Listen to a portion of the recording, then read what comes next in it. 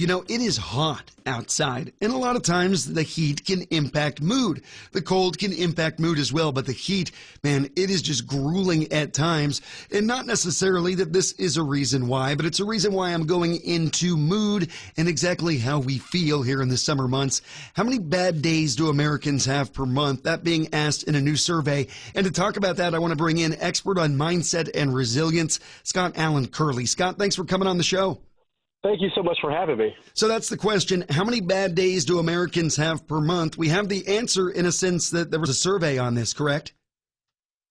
Yes, there was, and it was kind of unsettling, I might say. Yeah, exactly. So here it is. A quarter of respondents, 26%, said that when something goes wrong in the morning, they can't turn the day around. The survey of 2,000 people revealed that not only do bad days start early in the morning, sometimes there's no saving them at all. So what is the number? It looks like the number of bad days is like 4 on average.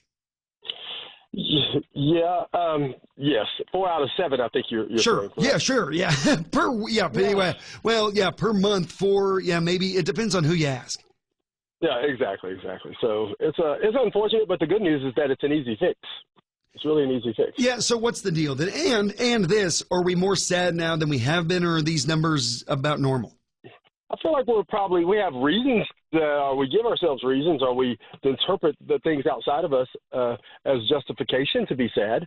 But again, I think that's all a mindset. It's all in the mind, and I think a mindset adjustment could change all of that. Yeah. You can look at those challenges as opportunities. So if we're in that mindset, how do we get out? I call it an attitude of gratitude. There are so many things coming at us, all over. That can give us every reason to be upset, frustrated, angry.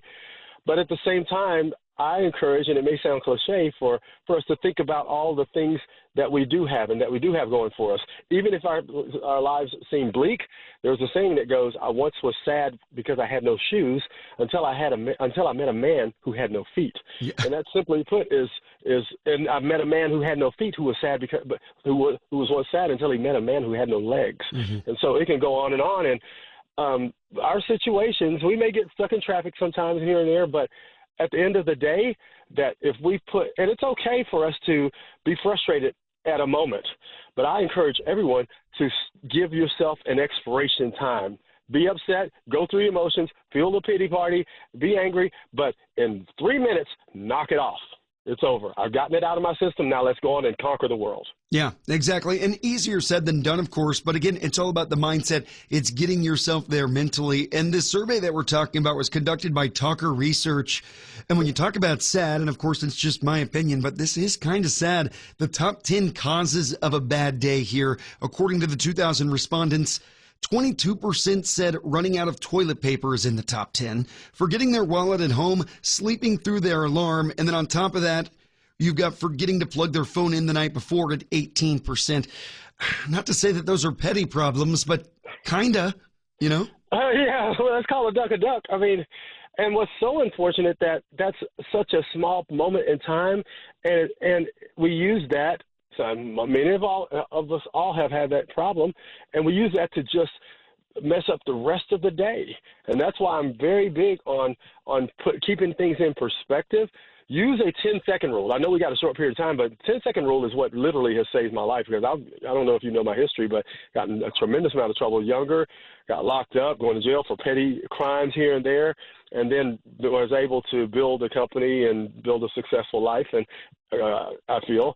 And the big part of that is keeping it in perspective and not allowing yourself to make decisions and act out in an emotionally charged state. Give it a 10 second. Give it 10 seconds. We call it the 10-second rule. Yeah. If you just pause and wait 10 seconds before you act out or react, rather, about regarding any event.